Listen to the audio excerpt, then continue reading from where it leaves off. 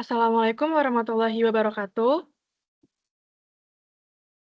Selamat siang dan salam sejahtera untuk kita semua. Yang kami hormati panitia penyelenggara, narasumber, serta seluruh peserta webinar yang berbahagia. Naik Transjakarta ke arah Blok M, turunnya beli es selendang mayang. Selamat datang teman-teman semua di MS Teams. Semoga acara ini seru dan ilmunya terus dikenang. Puji syukur kita panjatkan kehadirat Tuhan Yang Maha Esa, karena atas rahmat dan karunia-Nya pada siang hari ini, hari ini kita dapat berkumpul bersama secara daring dalam acara webinar Sharing Knowledge Enterprise Architecture dengan tema Connecting Business Strategy and Technology Through Enterprise Architecture. Kata pepatah, tak kenal maka tak sayang. Karena saya ingin disayang oleh teman-teman semua yang ada di rumah, izinkan saya memperkenalkan diri terlebih dahulu. Saya Diba Maulia, selaku Master of Ceremony yang akan memandu jalannya acara pada siang hari ini dari awal hingga akhir acara. Teman-teman sekalian, sebelum kita mulai, saya ingin mengucapkan terima kasih atas kehadiran seluruh peserta yang sudah meluangkan waktu di tengah kesibukan aktivitas masing-masing. Semoga kehadiran semoga kehadiran kita hari ini bukan hanya sekedar memenuhi agenda, tetapi juga menjadi kesempatan untuk mendapatkan wawasan baru mengenai bagaimana strategi bisnis dan teknologi dapat saling terhubung melalui pendekatan enterprise architecture. Karena seperti yang kita tahu nih teman-teman, di era digital saat ini, teknologi bukan lagi hanya alat pendukung. Teknologi sudah menjadi bagian penting dalam menentukan arah, kecepatan, bahkan keberlanjutan sebuah organisasi pada suatu perusahaan. Namun, teknologi yang hebat tanpa strategi bisnis yang jelas bisa menjadi tidak efektif nih teman-teman. Sebaliknya, strategi bisnis yang baik tanpa dukungan teknologi yang tepat juga akan sulit berkembang. Nah, disinilah enterprise arsitektur memiliki peran penting, yaitu sebagai jembatan antara kebutuhan bisnis, proses organisasi, sistem informasi, data, dan teknologi. Sebelum masuk ke acara inti, saya ingin menyapa terlebih dahulu nih kepada peserta acara webinar pada siang hari ini. Selamat siang untuk seluruh peserta webinar. Selamat siang teman-teman. Apa kabarnya nih hari ini? Semoga semuanya dalam keadaan sehat, semangat, dan siap untuk mendapatkan insight baru. Kalau misalkan teman-teman sehat nih, boleh dong kasih reaction-nya.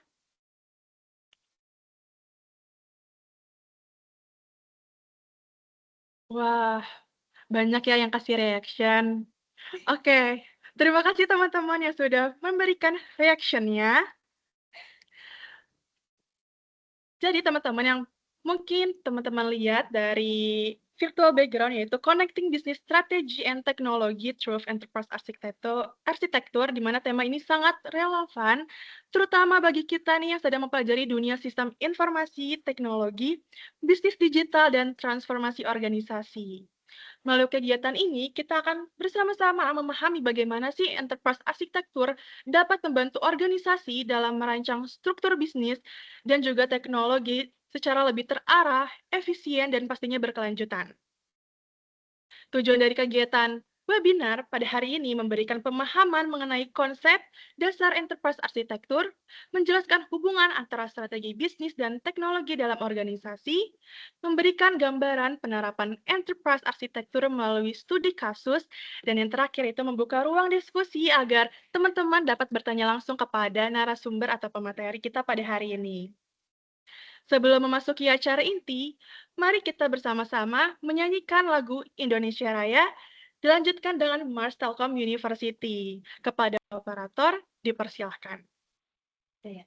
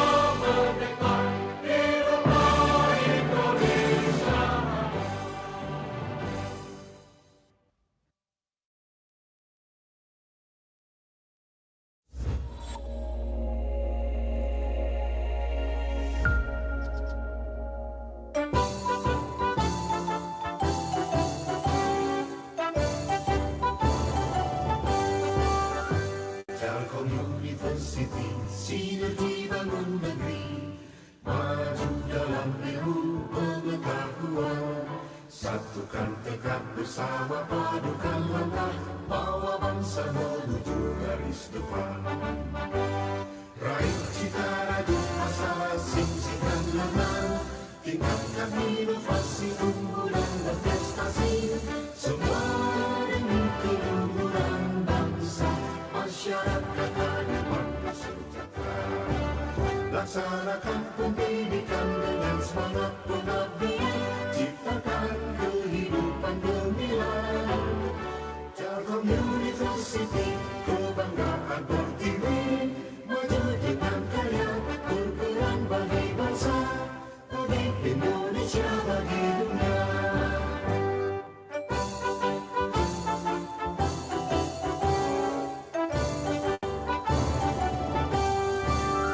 Telkom University, sinergi bangun negeri, maju dalam ilmu pengetahuan.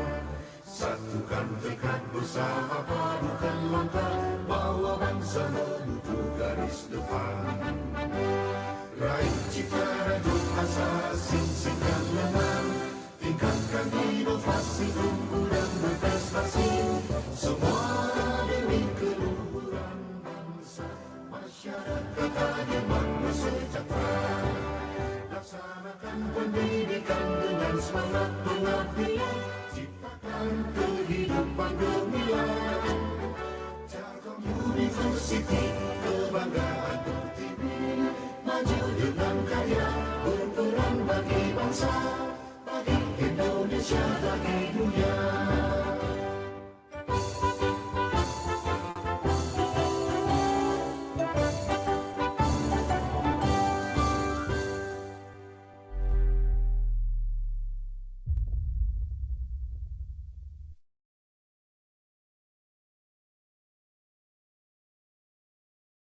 Oke, terima kasih kepada seluruh teman-teman webinar yang telah menyaksikan dan mengikuti dengan hikmat. Selanjutnya saya akan menyampaikan sedikit mengenai susunan acara pada webinar hari ini. Adapun rangkaian acara ini dimulai dari pembukaan, penyampaian materi, sesi tanya jawab, games atau quiz, pengumuman pemenang games, dan penanya terbaik. Lalu dilanjut oleh pengisian link absensi, dokumentasi, hingga penutup. Teman-teman sekalian, setelah kita membuka acara dengan penuh semangat nasionalisme identitas kampus, kini saatnya kita masuk ke sesi berikutnya, yaitu perkenalan narasumber. Tentunya materi hari ini akan menjadi semakin menarik karena akan dibawakan oleh narasumber yang kompeten dan berpengalaman di bidangnya. Baik teman-teman sekalian, pada sesi webinar kali ini kita akan mendapatkan materi mengenai enterprise arsitektur, khususnya bagaimana enterprise arsitektur dapat menjadi penghubung antara strategi bisnis dan teknologi. Namun, sebelum kita masuk ke materi tersebut, izinkan saya memperkenalkan narasumber kita pada siang hari ini, yaitu Christian Toga. Beliau merupakan Certified Enterprise Architect dari BNSP. Beliau memiliki pengalaman dalam bidang enterprise arsitektur. Pada kesempatan hari ini, beliau akan membawakan materi dengan topik Navigating the Path, Professional Certification, and Academic Journey in EA. Untuk teman-teman peserta, silakan menyimak dengan baik. Jika ada pertanyaan, boleh dicatat terlebih dahulu atau dituliskan di kolom chat. Nanti akan kami bahas pada sesi tanya jawab. Untuk Kak Christian Toga, kami persilahkan.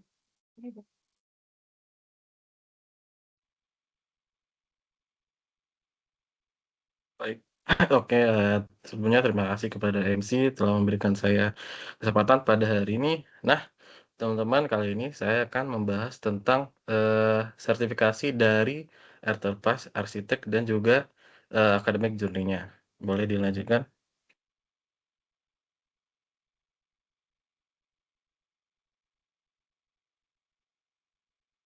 Nah, pembahasan pada tema kali ini yaitu ada 3. Yang pertama, sebelumnya khusus untuk mahasiswa Sistem Informasi Kampus Jakarta, yaitu kita terdapat mata kuliah pelatihan dan sertifikasi. Nah, sertifikasi ini yang saya bahas kali ini adalah Enterprise Architect. Selanjutnya yaitu lembaga sertifikasi yang diadakan oleh BNSP dan LSP Informatika, serta arsitektur enterprise itu sendiri.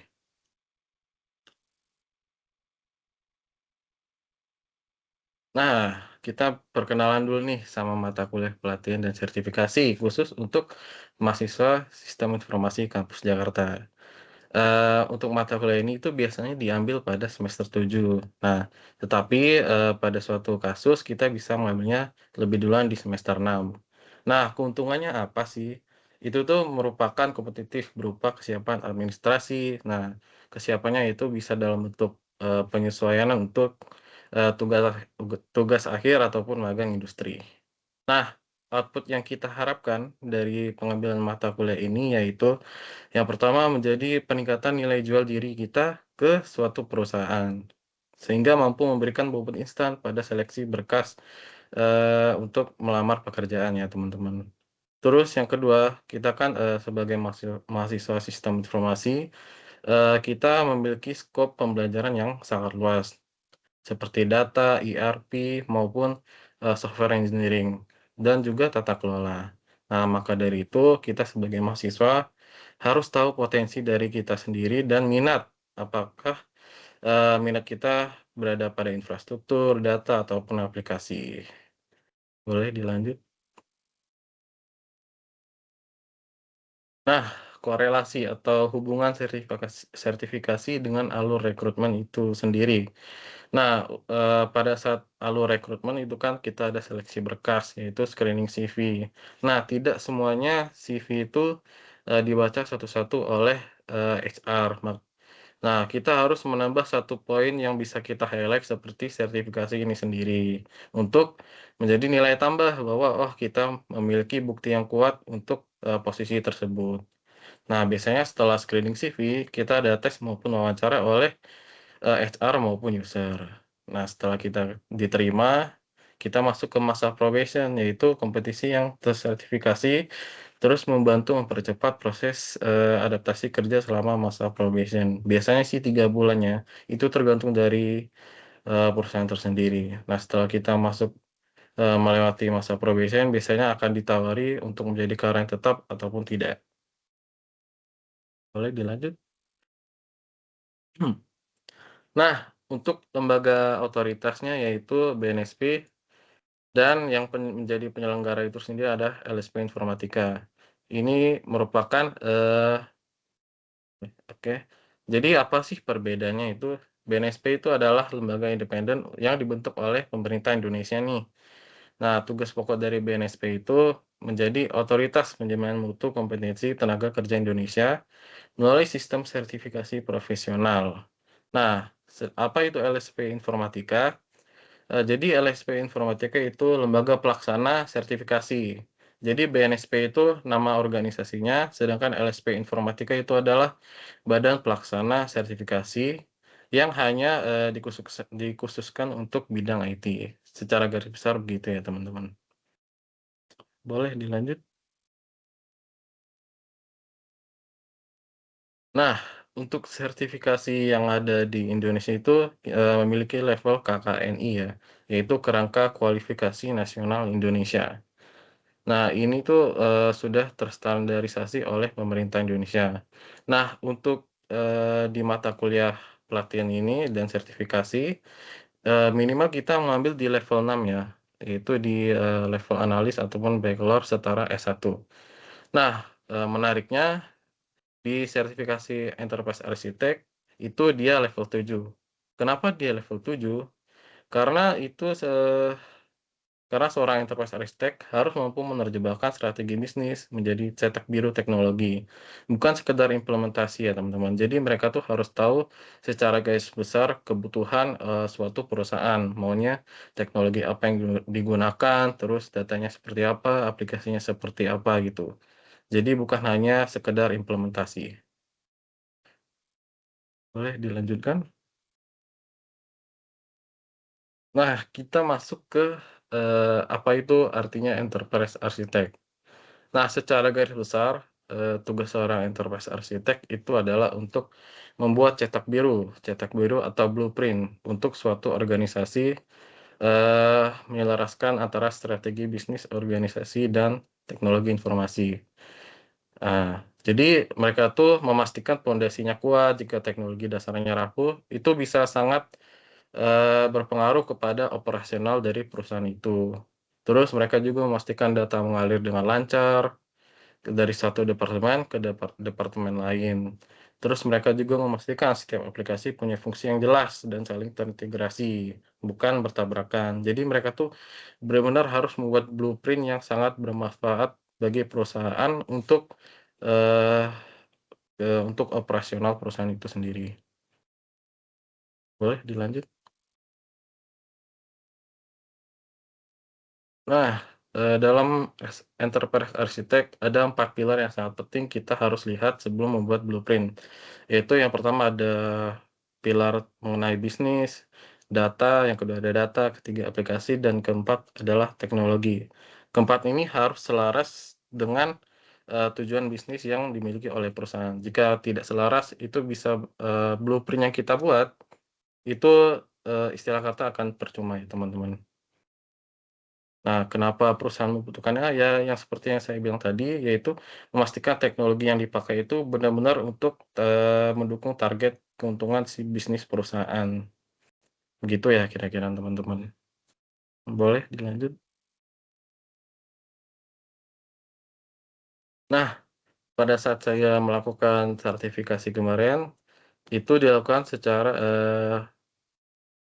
dilakukan selama 3 hari ya, teman-teman. Untuk di hari pertama, itu dijelaskan mengenai penyamaan persepsi dan penilaian standar kompetensi nasional.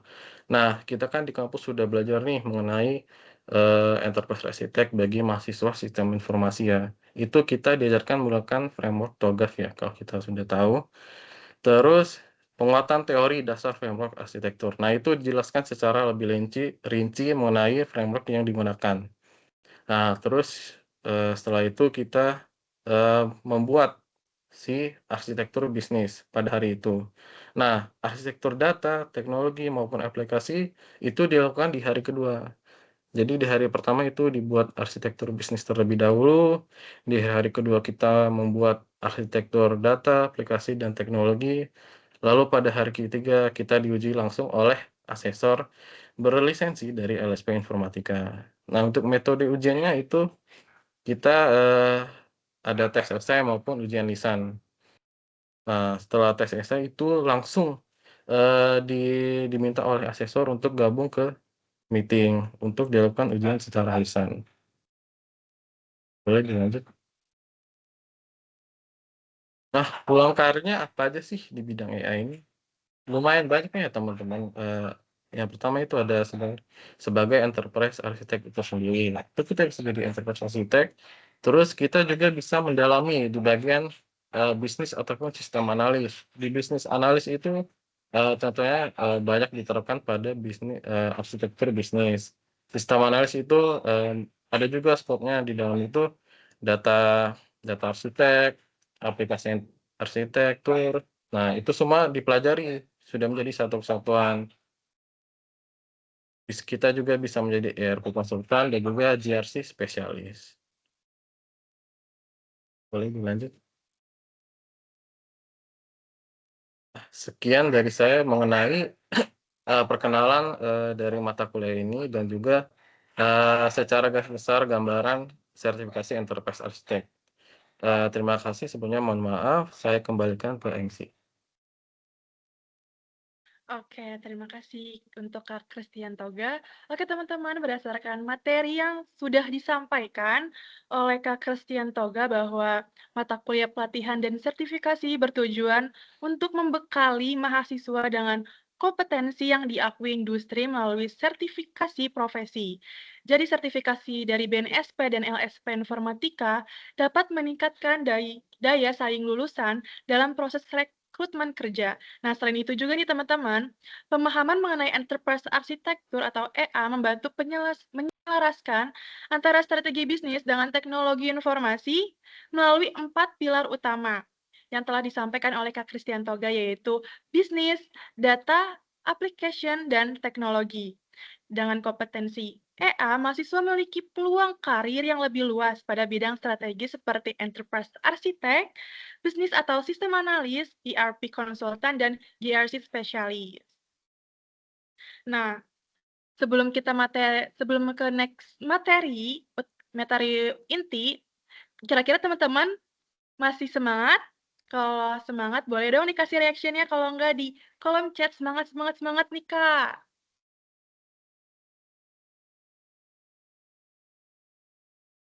Wah, terima kasih teman-teman atas reaction-nya. Oke, selanjutnya kita akan masuk teman-teman ke bagian studi kasus. Pada sesi ini, teman-teman peserta akan diajak untuk melihat nih bagaimana sih konsep enterprise arsitektur diterapkan dalam situasi yang lebih nyata.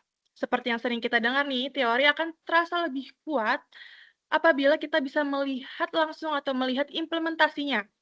Maka dari itu, sesi studi kasus ini menjadi bagian penting agar kita dapat memahami hubungan antara strategi bisnis, proses kerja, sistem informasi, dan teknologi secara lebih konkret. Pada materi kedua sekaligus memandu kita dalam studi kasus yang akan dibahas, mari kita sambut Kak Prana Ikhlasul Kautsar. Kepada Kak Prana, waktu dan tempat kami persilahkan.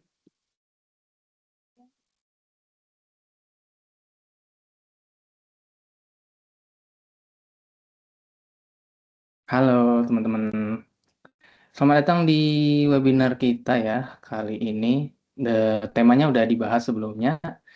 Ini adalah sharing knowledge. Aku ngangkat tema Connecting Business Strategy and Technology Through Enterprise Architecture. Nah, kalau tadi kan kita udah bahas mengenai mata kuliahnya dari sertifikasi, terus lembaga penyelenggaranya, dan mungkin kalian bertanya-tanya sebenarnya EA itu apa sih? Arsitektur Enterprise itu apa? Nah, di sini mungkin akan aku jelasin, dan ini udah disusun sebagaimana supaya bisa kalian bisa mengerti dengan baik dan insya Allah nanti ilmunya bisa bermanfaat juga.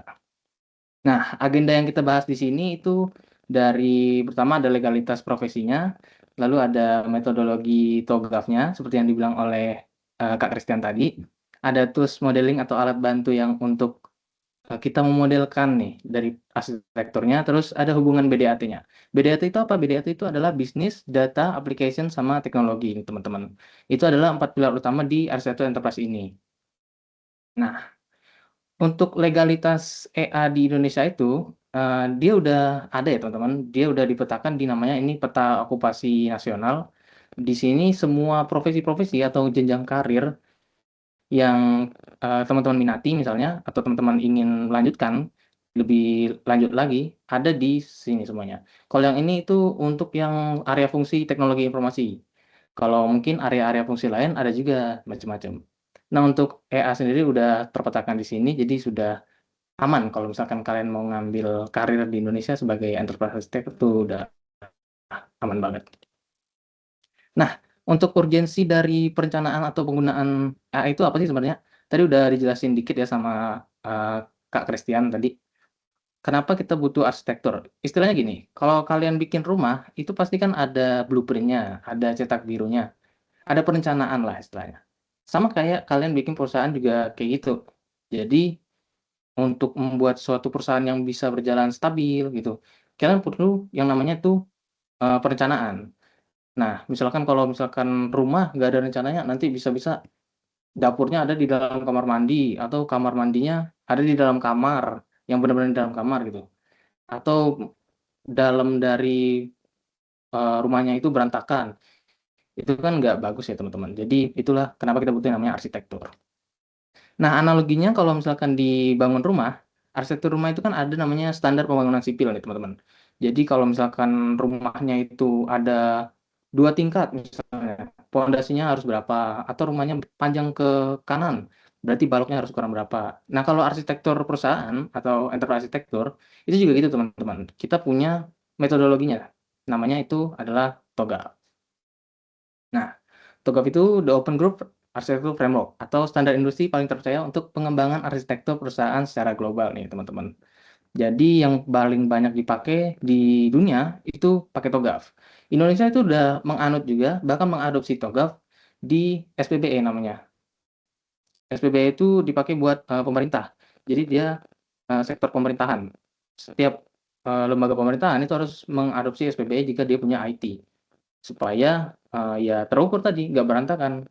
Jadi kalau misalkan kalian lihat ada super apps desa apa, atau mungkin lembaga-lembaga tertentu punya aplikasi apa, itu biasanya udah pakai TOGAF. TOGAF itu apa sih tadi? Nah, TOGAF itu ADM, Architecture Development Method. TOGAF ADF ini adalah yang menyediakan proses teruji, berulang, dan repeatable untuk mengembangkan arsitektur. Dia ini iteratif, guys. Jadi dia bisa berulang-ulang supaya ketika suatu hal itu tidak berjalan dengan semestinya atau kurang, kita bisa ngulangi lagi fasenya supaya bisnis atau perusahaan itu bisa berjalan dengan baik. Di sini ada banyak sekali tahap-tahapnya dari architectural vision, bisnis arsitektur, dan seterusnya sampai dia ngulang lagi ke awal lagi. Nanti akan kita bahas, teman-teman. Nah, di sini ada fase pertama, itu adalah vision. Ini kita tentuin dulu ruang lingkup, stakeholder-nya, visinya kayak gimana. Bisnis itu adalah arsitektur bisnis, seperti yang dikatakan sama Mas Christian tadi. Ini strategi bisnisnya seperti apa, organisasinya bagaimana, terus kerjanya itu bagaimana. Terus ada fase C, itu information system. Information system ini dia dibagi jadi dua arsitektur, yaitu arsitektur data sama arsitektur aplikasi, teman-teman. Jadi dalam suatu aplikasi atau dalam suatu perusahaan, aplikasi apa yang dipakai, data apa yang dipakai, bagaimana mereka berkomunikasi sama lain, itu semuanya dipetakan juga. Terus ada fase D, itu teknologi. Dia membahas tentang teknologi-teknologi apa yang dipakai di dalam suatu perusahaan, tapi ini akan bakal terus berubah kan, karena teknologi akan terus berkembang. Makanya arsitekturnya dipisah tersendiri, dibedakan dengan aplikasi dan data. Nah, terus ada fase E, ini opportunity dan solution. Dari hal-hal yang sudah kita petakan, sudah kita modelkan tadi, itu akan ada solusi atau kesempatan baru untuk mengembangkan lebih lanjut. Bagaimana proses bisnis atau mungkin perusahaan itu bisa berkembang lebih baik lagi, itu kita bisa petakan di sini juga.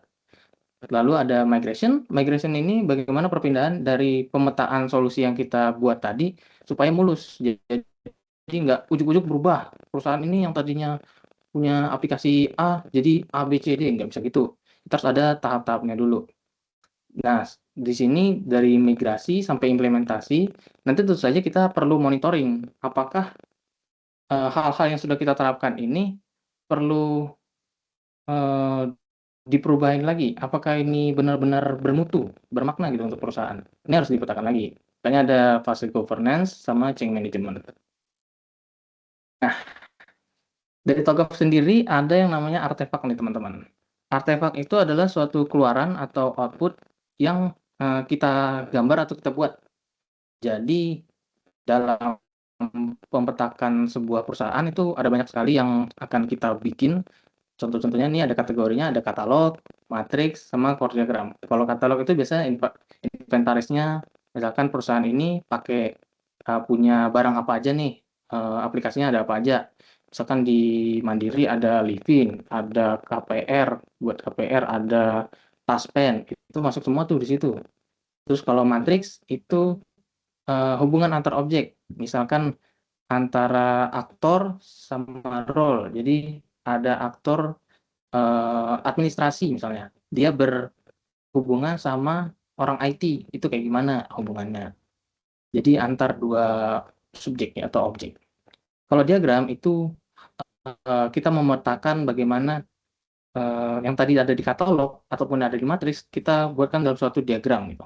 Sedangkan kalau extension itu untuk diagram-diagram tambahan kayak goal, objektif, atau service diagram. Jadi dari sebuah goal perusahaan itu bisa kita turunkan lagi jadi objektif, terus kita turunkan lagi bagaimana cara membuat objektifnya ini terpenuhi, seperti itu.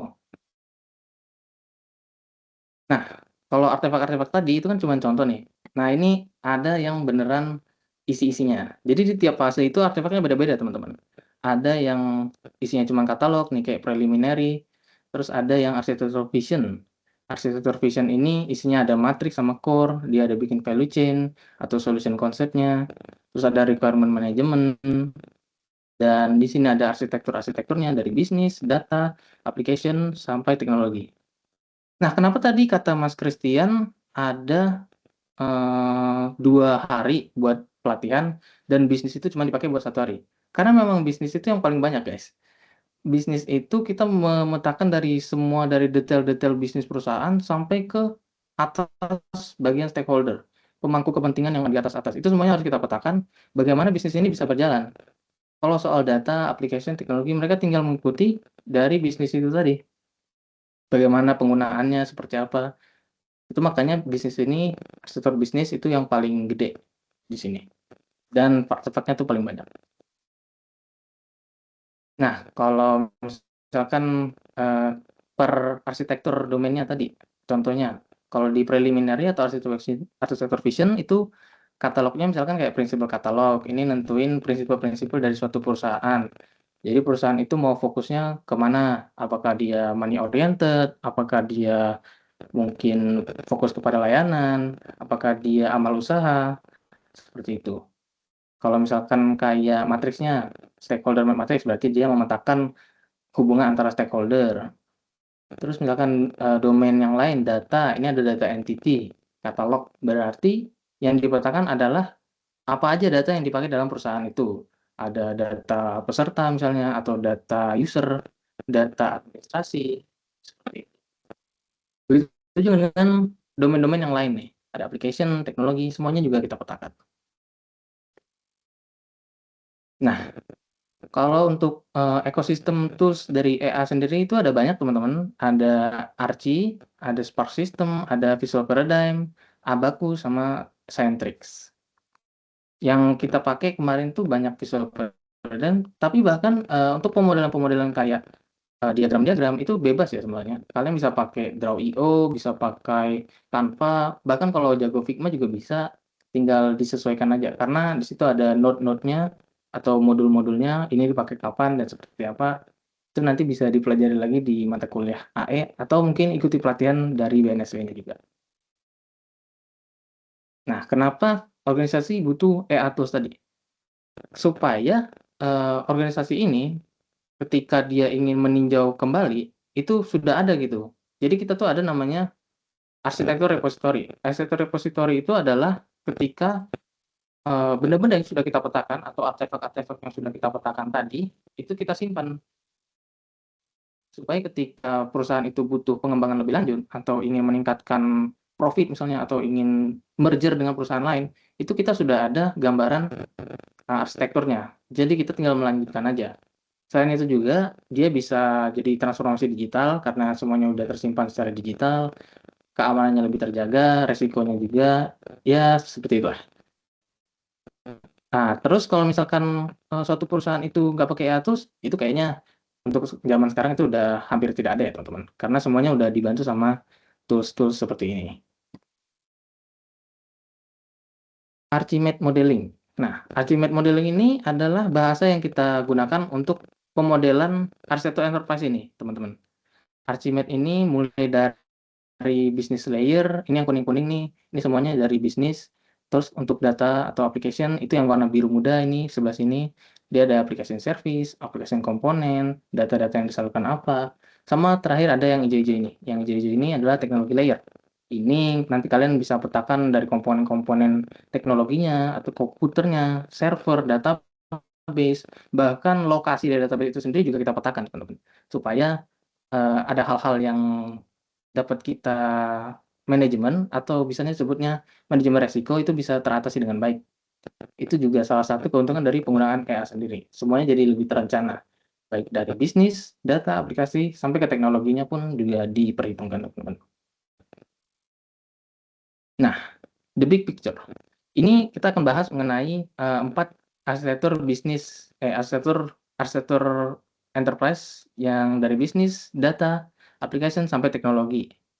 Di sini bisnis itu seperti yang sudah disebutkan tadi, itu penggerak utama. Jadi dia menentukan arah, strategi, proses, sampai tujuan operasionalnya itu kita petakan di bisnis. Kalau untuk data, itu lebih ke akses informasi yang dibutuhkan. Kalau application, itu sebagai fasilitator atau sistem yang proses data atau mengotomasi proses bisnis secara besar. Kalau teknologi itu adalah fondasinya. Jadi kita pakai infrastruktur yang kayak gimana, itu bisa disesuaikan juga dengan perusahaannya masing-masing. Nah, misalkan arsitektur bisnis nih teman-teman.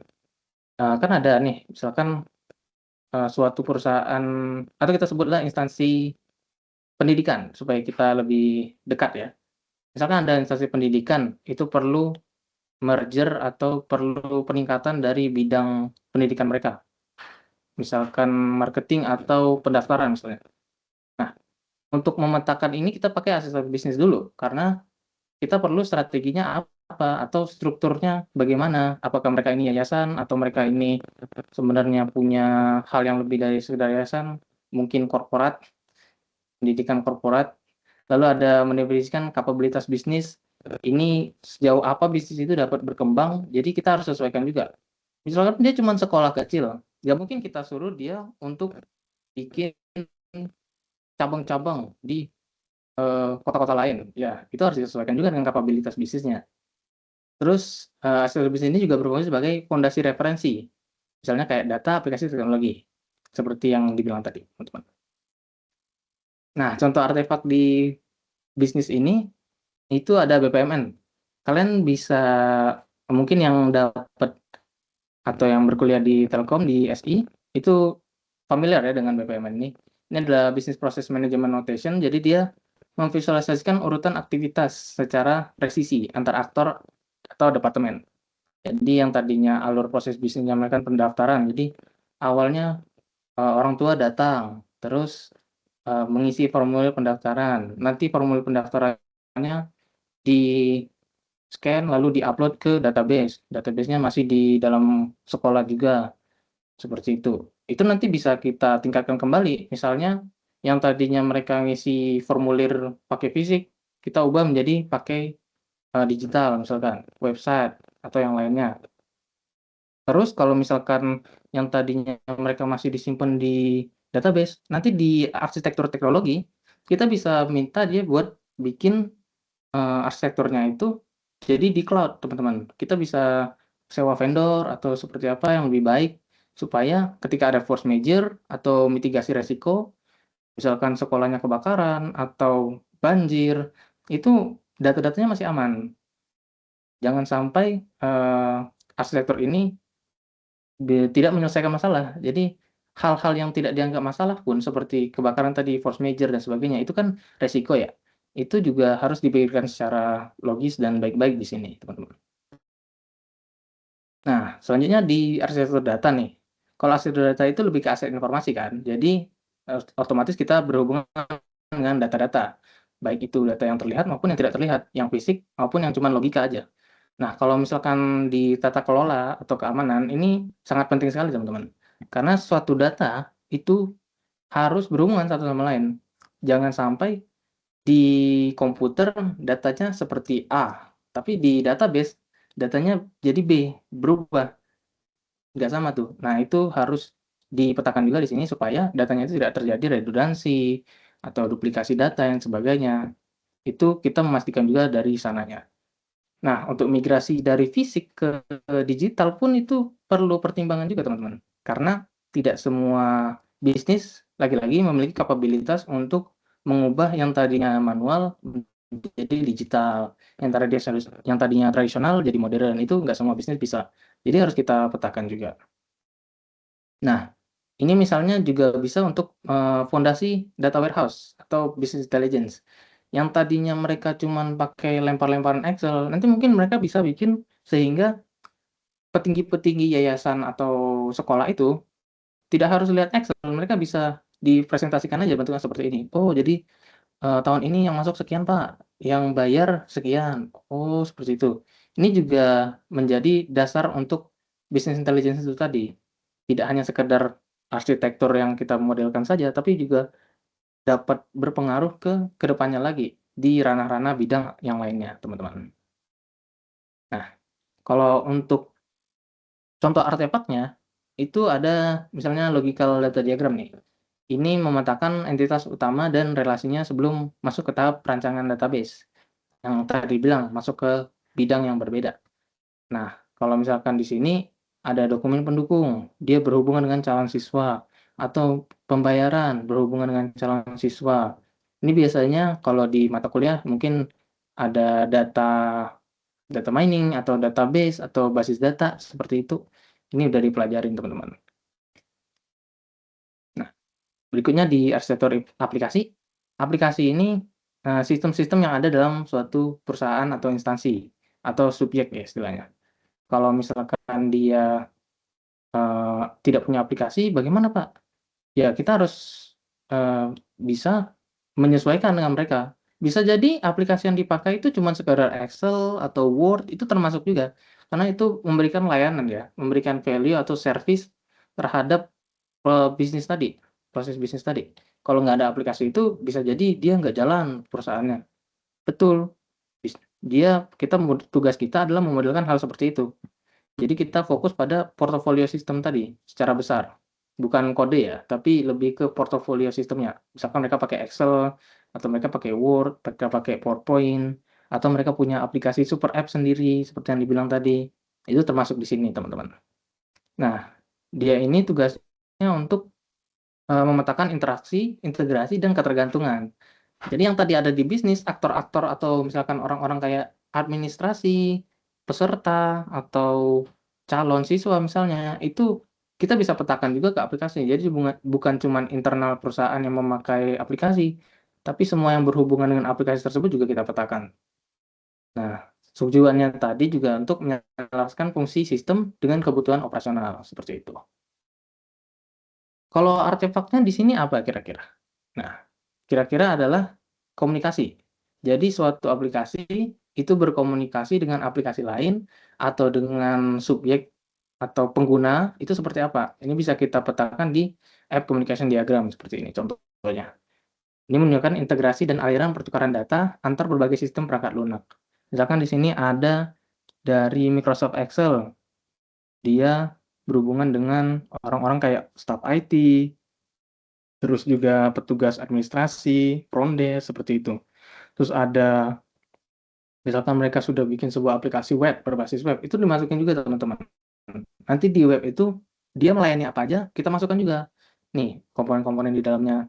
Jadi mereka melayani pendaftaran misalnya, terus mereka melayani marketing juga, promosi di sana, hotline kontak juga misalnya. Itu bisa kita petakan juga dalam satu diagram seperti ini. Nah, kalau misalkan aplikasinya itu dimasukin atau dipakai di web, berarti kan kita perlu database, kita perlu perlu yang namanya cloud computing gitu. Itu dipetakan di arsitektur selanjutnya, teman-teman, yaitu arsitektur teknologi. Nah, misalkan infrastruktur apa yang dibutuhkan untuk menjalankan aplikasi. Itu mulai dari hardware-nya, dari network-nya seperti apa, terus sampai sistem operasi yang dipakai untuk pekerjaan intinya seperti apa, itu kita petakan di sini, teman-teman. Dari menentukan kapabilitas hostingnya, misalkan tadi sekolahnya kecil, mereka nggak sanggup buat ngebikin server sendiri di sekolah. Ya udah kita pakai cloud. Kita sewa vendor, bayar per bulan, nanti mereka yang ngurus semua-muanya mereka, kita tinggal bayar. Jadi nggak perlu ribet-ribet, itu semua disesuaikan dengan perusahaan masing-masing, dengan kapabilitasnya mereka. Nah, kalau kayak gini, mereka bisa menjamin keandalan, reliability, atau ketersediaan dari layanan sistem yang mereka sediakan tadi. Yang tadinya on-premise atau nggak bisa bikin server di sekolah sendiri, mereka bisa aja pakai cloud kan tadi, supaya mereka tetap bisa jalan di aplikasi websitenya tadi. Seperti itu. Nah, kalau artefaknya tuh, seperti yang dibilang tadi, ada environment diagram. Environment diagram ini lokasi-lokasi, teman-teman, dan apa yang ada di dalam dari arsitektur teknologi itu. Misalkan dari sebelumnya mereka bikin on-premise atau bikin server sendiri di sekolah, itu mereka bisa bikin to be-nya atau berlanjutnya itu adalah cloud. Jadi dikelola oleh pihak ketiga. Selain dikelola oleh pihak ketiga, mereka juga bisa bikin backup lagi atau database cadangan dengan pihak keempat istilahnya.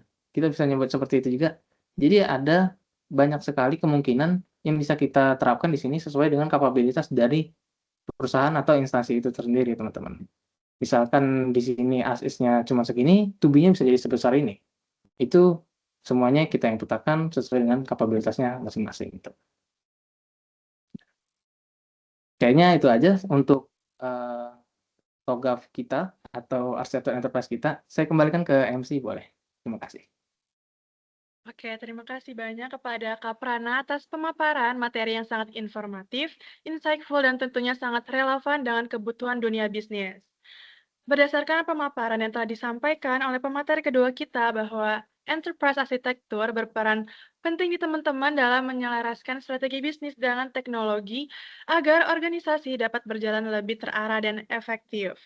Dengan menggunakan framework seperti TOGAF dan metode ADM, perusahaan dapat merancang proses bisnis, data, aplikasi, dan teknologi secara terstruktur sehingga mendukung transformasi digital dan pengambilan keputusan yang lebih baik. Selain itu, penggunaan tools modeling AI juga membantu organisasi meningkatkan konsistensi, efisiensi, serta kesiapan dalam menghadapi perubahan di masa depan. Oke, baik untuk teman-teman sekalian, selanjutnya kita akan masuk ke sesi yang tidak kalah menarik, yaitu sesi tanya jawab. Nah, bagi peserta yang ingin bertanya, silahkan menuliskan pertanyaan melalui kolom chat atau bertanya secara langsung melalui mikrofon. Dan sebagai tambahan nih teman-teman, akan ada apresiasi untuk 2 penanya terbaik, jadi jangan ragu untuk bertanya. Jadi pertanyaan tidak harus terdengar rumit, jadi lebih santai aja ya teman-teman. Untuk teman-teman mau bertanya, silahkan.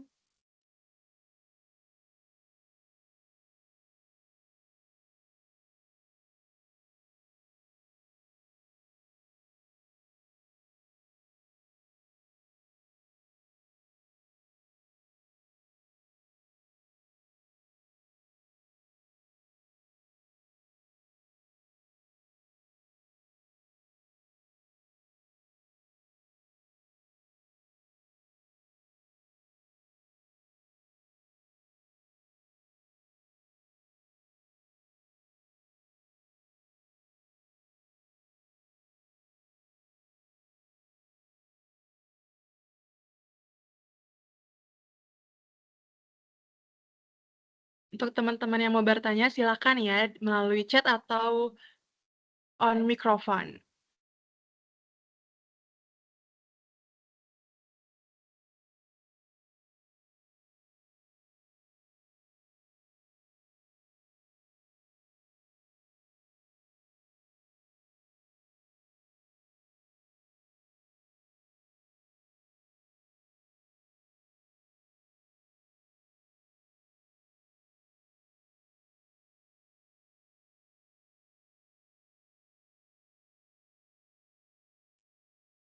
Oke nih, sudah ada yang bertanya. Sambil menunggu pertanyaan berikutnya, mungkin mau dijawab dulu oleh pemateri gimana?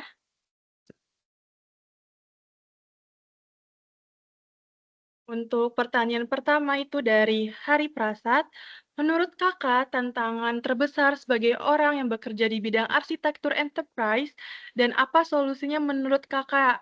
Menurut Kakak apa? Nah, untuk Kak Prana atau Kak Christian Toga, boleh dijawab? Boleh ya? Aku coba jawab ya. Terima kasih Mas Hari pertanyaannya. Jadi kalau misalkan di enterprise arsitektur nih, biasanya yang paling susah itu justru keterbukaan dari perusahaannya, pihak perusahaannya. Jadi misalkan mereka pengen, perusahaan mereka dirombak, pengen ditingkatkan, profitnya pengen lebih tinggi, tapi mereka nggak mau ngasih data-datanya, mereka nggak mau ngasih proses bisnisnya seperti apa. Nah, itu biasanya menjadi sebuah tantangan bagi enterprise arsitektur ya. Ya, selain itu juga kan ada penyelarasan dari kapabilitasnya tuh. Kalau mereka nggak ngasih datanya atau mereka nggak ngasih seperti apa-apa aja proses bisnisnya, itu kita agak susah buat memetakan supaya dia optimal. Nanti hasilnya bisa jadi seperti yang Mas Christian bilang tuh, sia-sia, nggak ada gunanya. Jadi seperti itu ya. Boleh, terima Oke, kasih, kita kembalikan ke MC. oke. Selanjutnya nih ada dari Riri Novayana.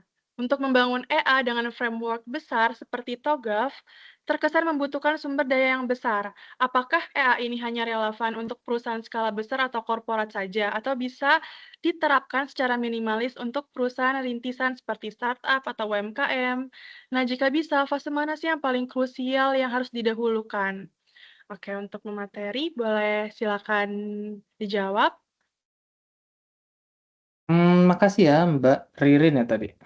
Kalau soal membangun EA itu nggak harus perusahaannya gede banget atau perusahaan-perusahaan kecil juga bisa. Startup itu justru paling membutuhkan EA itu. Karena mereka masih, simpang siur, mereka masih belum bener-bener kokoh ya dari segi arsitekturnya. Mereka harus yang namanya kita cek kembali, mereka masih dalam proses monitoring supaya, proses yang ada dalam perusahaan atau bisnis dari perusahaan itu sendiri berjalan dengan baik. Kalau misalkan, fase yang didahulukan, tentu saja kita tetap ngikutin dari framework TOGAF-nya ya, dari preliminary dulu. Preliminary ini kita memetakan dulu kebutuhan bisnisnya itu sebenarnya apa, mereka mau ningkatin bagian apa, dan, prinsip-prinsip atau mungkin visi misi dari perusahaan itu seperti apa. Itu harus kita dahulukan dulu supaya arsitektur-arsitektur nanti ke depannya itu bisa, berjalan dengan mulus. Baik dari bisnis, data, aplikasi, sampai ke teknologi pun itu bisa mulus apabila preliminarnya itu sudah dengan baik dijalankan, seperti itu. Terima kasih. Oke, terima kasih atas jawabannya Kak Prana. Selanjutnya itu ada next question ada dari Reval Fatoriski. Seberapa persen peluang kerja yang didapat ketika kita mengikuti sertifikasi AM? Mungkin bisa dijawab oleh Kak Christian Toga atau Kak Prana.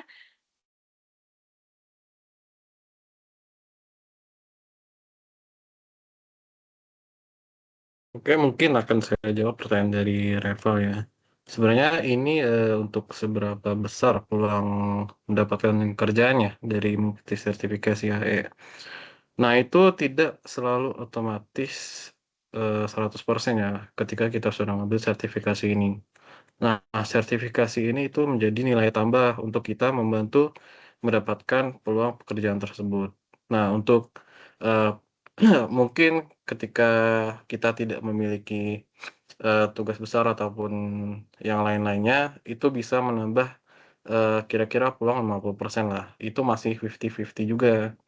Nah, untuk menjadi 100% keterima, nah itu balik lagi apakah proyek-proyek kita itu sangat berdampak tidak dari suatu perusahaan itu sendiri. Nah, itu nanti dinilai oleh SR-nya yang mencari seorang enterprise architect. Kira-kira begitu aja sih dari saya. Oke, terima kasih Kak Christian Toga atas jawabannya. Oke, next question yaitu ada Andina Eka Putri. Dengan pertanyaannya, dalam kondisi bisnis yang cepat berubah, bagaimana enterprise arsitektur tetap menjaga fleksibilitas organisasi tanpa mengorbankan standar yang sudah ditetapkan? Boleh dijawab untuk pada kakak-kakak pemateri?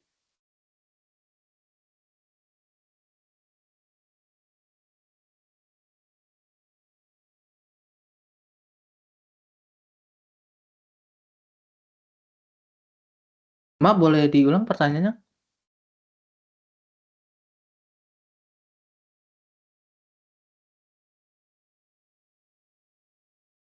Oke, untuk questionnya itu, dalam kondisi bisnis yang cepat berubah, bagaimana enterprise arsitektur tetap menjaga fleksibilitas organisasi tanpa mengorbankan standar yang sudah ditetapkan? Oke, terima kasih ya, pertanyaannya. Supaya dia tetap, terjaga atau kualitasnya itu, kita ada yang namanya di TOGAF ini, requirement management.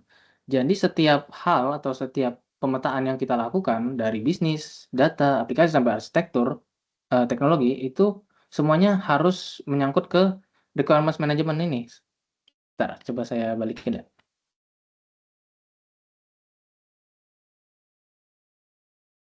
Dia ada di bagian tengah, nih requirement management. Jadi setiap, pemetaan itu harus kembali lagi ke sini. Setelah kita mengerjakan, visi misinya seperti apa, ini architecture vision seperti itu, kita, memetakan requirement management. Jadi kebutuhannya seperti apa. Lalu kita balik lagi, kita ngerjain bisnis, kita kerjain, kita petakan, lalu kita balik lagi ke requirement management. Oh, ini sesuai atau tidak? Ini, dengan kapabilitasnya oke atau tidak? Terus kita balik lagi, kita ngerancang data sama aplikasi. Kita balik lagi ke requirement management, kita cek lagi, terus kembali lagi lanjutin ke teknologi, seperti itu. Kalau dari pengembangan mungkin yang sering berubah saat ini, itu tentu saja kenapa TOGAF ini, adalah iteratif atau siklus berkelanjutan. Jadi ketika perkembangan atau kita sebutnya globalisasi ini sangat cepat, semuanya itu berubah. Dari segi bisnis itu tiap saat, bisnis yang kemarin misalnya, orang-orang demen matcha, mungkin tahun depan orang nggak demen matcha lagi.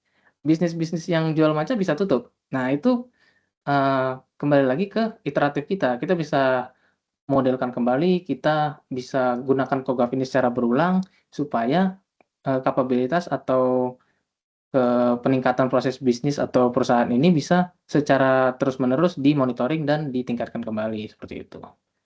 Mungkin kembali ke MC. Oke, terima kasih atas jawabannya Kak Prana. Selanjutnya itu ada Aura Ramadhani dengan pertanyaannya, bagaimana cara enterprise arsitek menyeimbangkan kebutuhan inovasi dengan risiko yang mungkin muncul akibat perubahan dari sistem?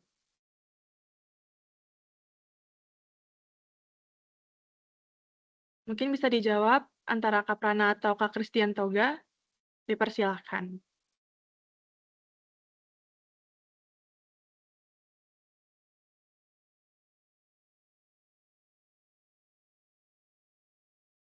Mungkin saya akan menjawab pertanyaannya, yaitu, karena kebutuhan inovasi dan risikonya ya, itu tergantung lagi dari perusahaannya ya, karena, kita harus lihat dulu dari, eee, keadaan existing mereka saat ini. Nah, kita harus menyambungkan keadaan existing dari, keempat pilar tersebut. Apakah mereka memungkinkan untuk, menyeimbangkan inovasi tersebut atau enggak gitu. Jadi kalau emang misalnya itu inovasinya nggak masuk akal gitu dengan keadaan existing saat ini, nah itu kemungkinan besar tidak bisa diimplementasikan, seperti itu. Itu kembali lagi kepada, keadaan perusahaan saat ini ya. Oke, kita lanjut kali ya dengan next question itu dari Abid Ahmad Jubaid. Dengan pertanyaannya, Kak mau nanya dong, bagaimana cara memastikan artefak EA tidak hanya menjadi dokumentasi, tetapi benar-benar digunakan dalam pengambilan keputusan organisasi. Sekian, terima kasih, Kak.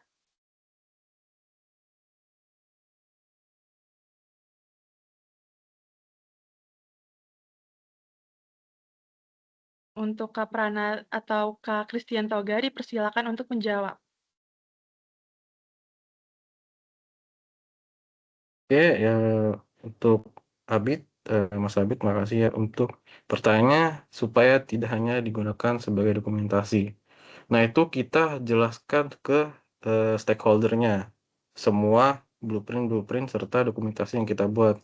Contohnya nih, jika kita tidak, mengubah proses bisnis ini, maka akan kemungkinan besar risikonya akan seperti ini. Nah, itu kita bilang ke stakeholder-nya secara rinci, jadi mereka tidak hanya melihat dokumentasinya saja gitu. Jadi ketika implementasi, mereka sangat meneliti banget tuh, oh ketika tidak mengimplementasi ini, maka kejadiannya ini gitu. Itu kembali lagi ke komunikasi antar stakeholder-nya.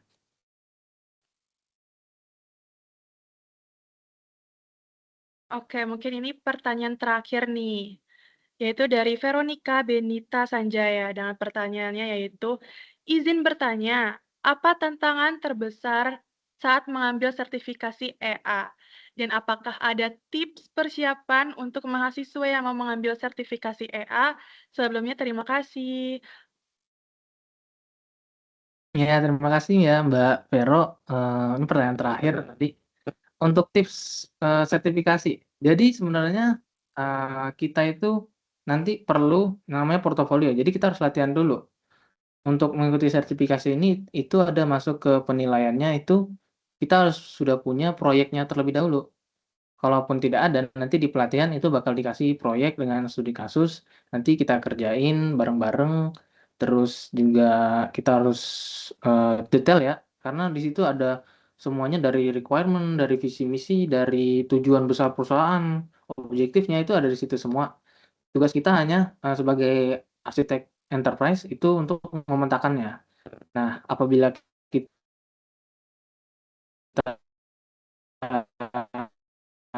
kita buat ini justru rancu dan sebagainya. Terus kalau misalkan tips and trik, sertifikasi tadi ya tetap detail, tetap, percaya diri, teliti, dan kalau perlu latihan yang banyak tentang arsitektur, dan kalian mungkin juga kalau misalkan susah untuk mendapat studi atau mungkin proyek, kalian bisa aja mengajukan diri untuk, "Oh, Pak, saya mau nyoba nih, memetakan perusahaan Bapak atau seperti apa," itu bisa jadi latihan yang baik banget untuk kalian. Karena karir dari enterprise arsitektur ini sendiri itu lumayan bagus ya teman-teman. kita bisa bilang gajinya udah 2 digit ke atas. Nah, itu udah bagus banget buat jadi jenjang karir kalian, dan sertifikasinya sendiri juga untuk Telkom itu udah disediakan dengan baik ya, nanti ada skemanya seperti apa, nanti kalian bisa pilih-pilih sendiri, atau mungkin kalau kalian tertarik yang lain juga bisa boleh, nggak harus EA juga nggak apa-apa. Itu aja, terima kasih sih.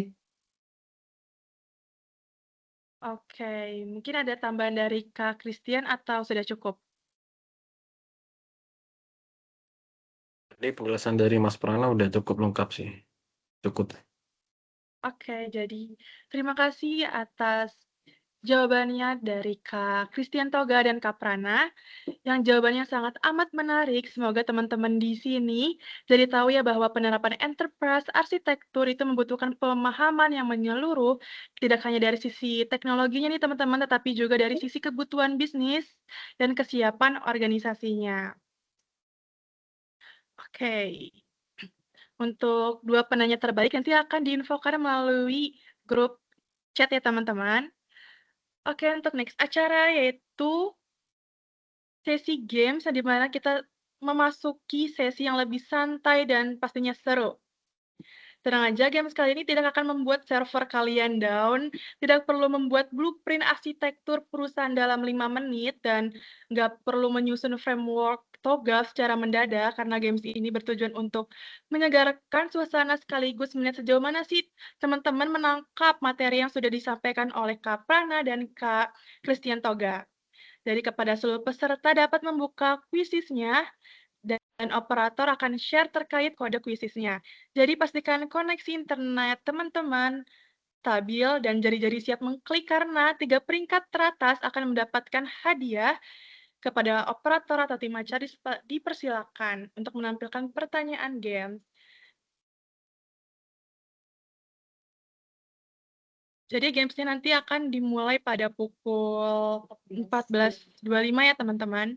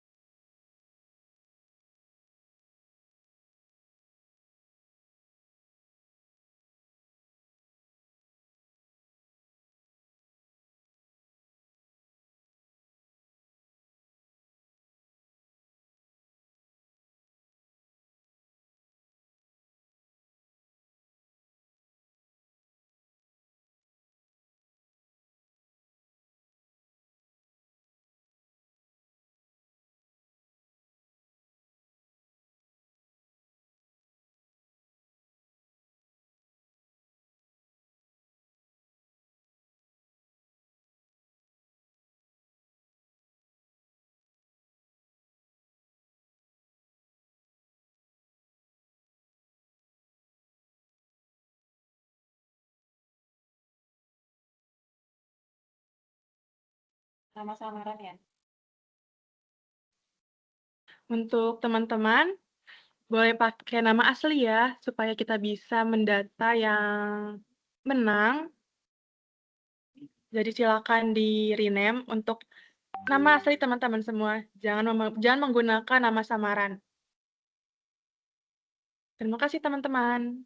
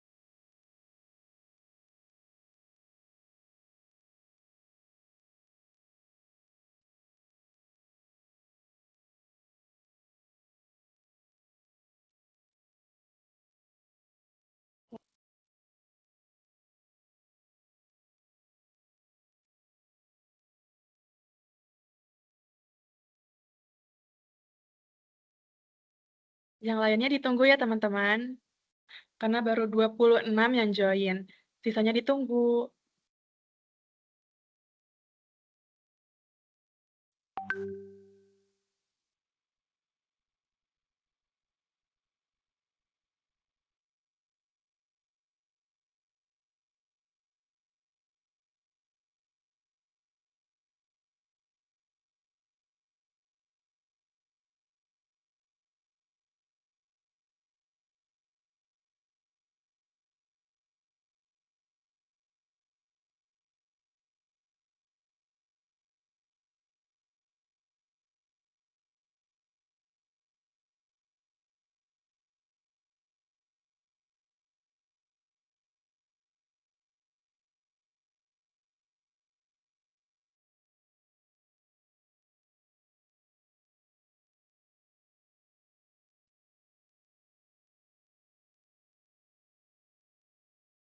Yang lain ditunggu karena 3 menit lagi kita akan mulai sesi games-nya.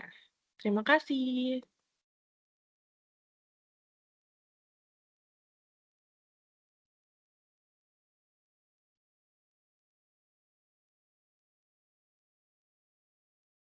Oh ya, untuk teman-teman diingatkan untuk nama username-nya itu nama asli teman-teman ya, biar kita tahu siapa aja nih yang ikut games-nya. Jadi kita tahu siapa yang menang nanti. Jadi silahkan diganti ya teman-teman untuk namanya.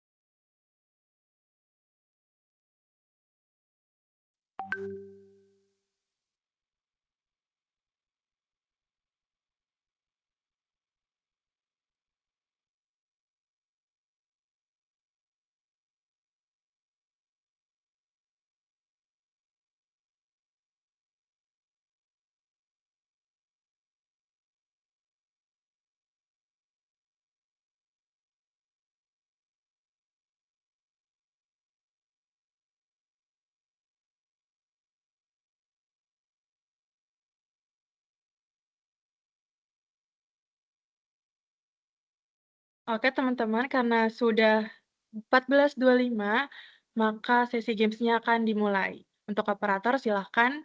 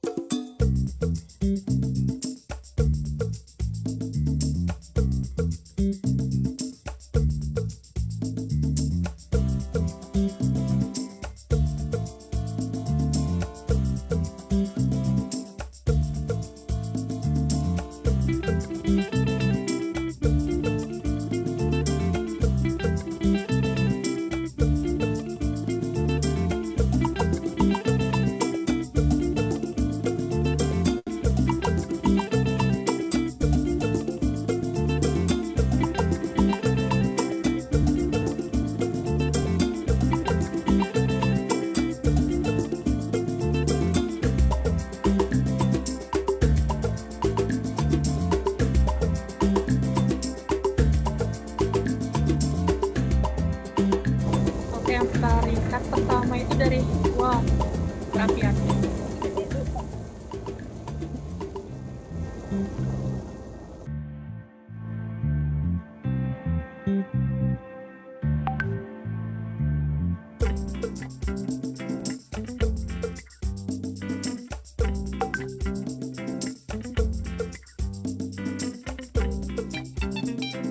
Oke, yang pertama dipimpin oleh Afif Nursena.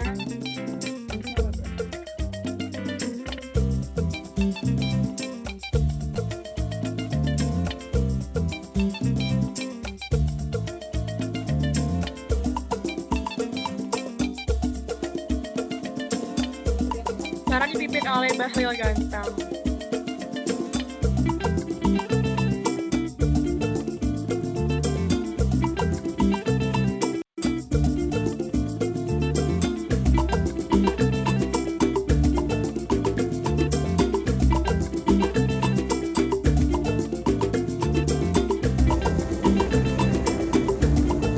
Siapa nih yang ngasih aksi?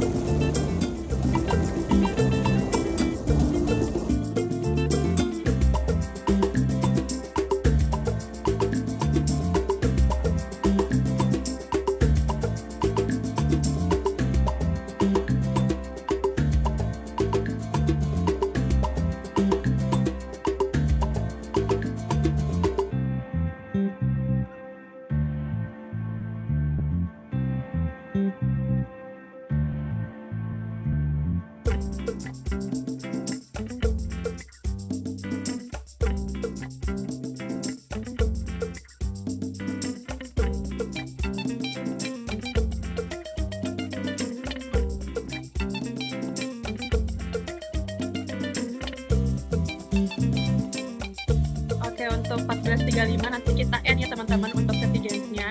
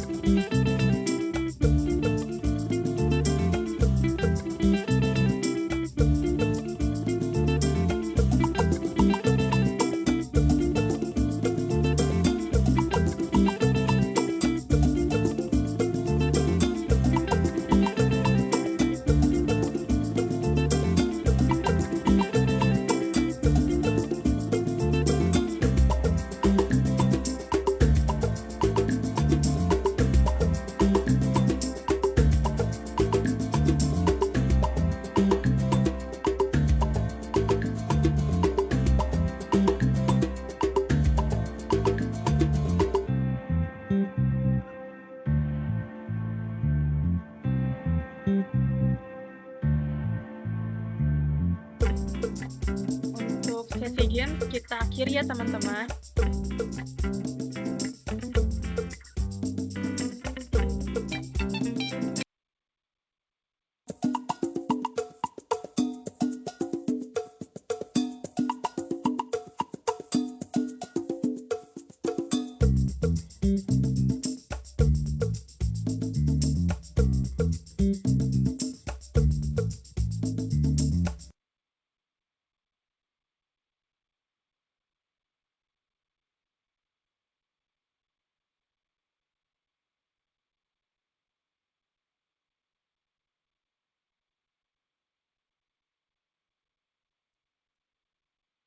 Oke, untuk juara pemenang pertama yaitu ada Afif Nursena, yang kedua ada Angga Prasetya, dan ketiga ada Ardelia Elvina.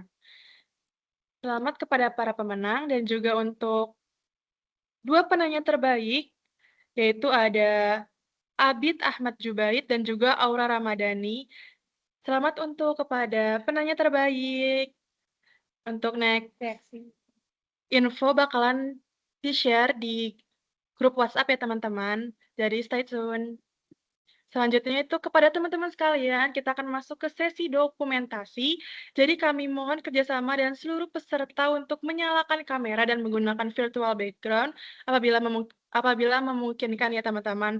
Tenang saja, untuk sesi dokumentasinya tidak perlu formal seperti foto KTP, cukup tampil rapi, tersenyum, dan menunjukkan pose terbaik teman-teman semua.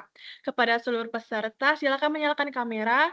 Dan kepada tim dokumentasi dipersilakan untuk bersiap mengambil screenshot. Ini cuma 3 doang. Ini kan Oke. Oke, untuk halaman pertama, silakan tersenyum. Boleh juga melambaikan tangan agar suasananya lebih santai, lebih interaktif. Baik, saya hitung ya. 3, 2, 1, screenshot. Karena nggak ini. Oke. Yang kedua, 3, 2, 1, screenshot.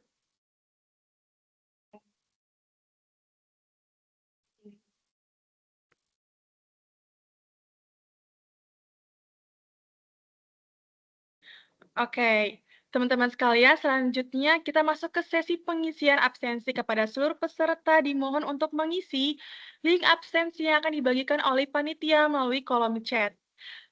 Kepada tim acara dipersilakan untuk membagikan link absensi. Berarti kita nggak usah perlu ini. Untuk teman-teman peserta, silakan mengisi absensi dengan data yang benar dan lengkap. Pastikan nama, kelas, dan informasi lainnya sudah sesuai, karena nanti akan digunakan untuk kebutuhan sertifikat. Pas kami berikan waktu beberapa menit untuk pengisian absensi ya teman-teman.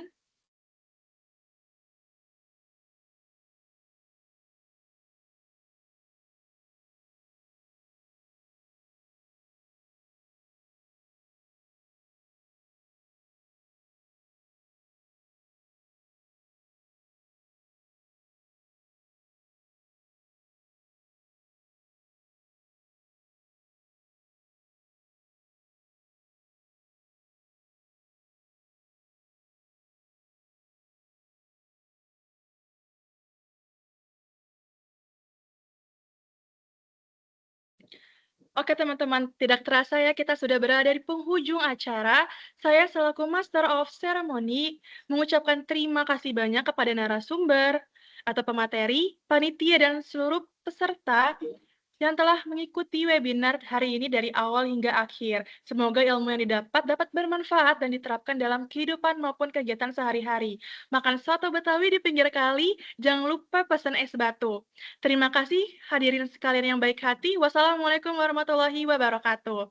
Selamat siang, salam sehat, dan sampai jumpa pada kesempatan berikutnya teman-teman. Terima kasih.